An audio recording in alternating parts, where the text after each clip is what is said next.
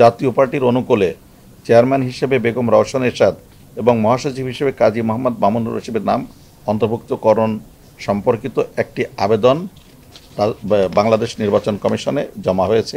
জাতীয় পার্টির নির্বাচন কমিশনে একটি আবেদন জমা পড়েছে। সেখানে বলা হয়েছে, নির্বাচন কমিশনের রেকর্ডে রাজনৈতিক দল নিবন্ধন নম্বর 12 জাতীয় পার্টির অনুকূলে চেয়ারম্যান হিসেবে বেগম রওশন এরশাদ এবং মহাসচিব হিসেবে কাজী মোহাম্মদ মামুনুর রশিদের নাম অন্তর্ভুক্তকরণ সম্পর্কিত একটি আবেদন বাংলাদেশ নির্বাচন কমিশনে জমা হয়েছে। আবেদনকারী কাজী মোহাম্মদ মামুনুর রশিদ এবং তিনি নিজেকে মহাসচিব হিসেবে আবেদন করেছেন।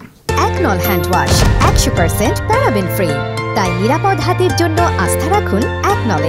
না, আমাদের অতীতে কি হয়েছিল সে সিদ্ধান্ত হয়েছে, সে অনুযায়ী জাতীয় পার্টি বিগত নির্বাচনগুলোতে নির্বাচন করেছে। বর্তমানে আমরা একটি আবেদন পেয়েছি।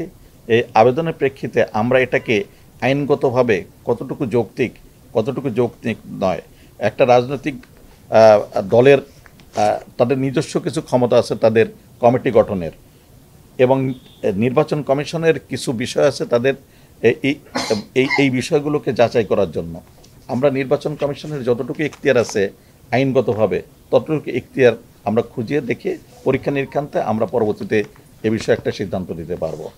আমরা এই খুঁটিনাটিগুলো পরীক্ষা করব, পরীক্ষা করে তারপরে আমরা এটাকে দেখব যে কতটুকু গ্রহণযোগ্য বা কতটুকু গ্রহণযোগ্য নয় আইনের দৃষ্টিতে নির্বাচন কমিশনের ক্ষমতার ভেতর থেকে।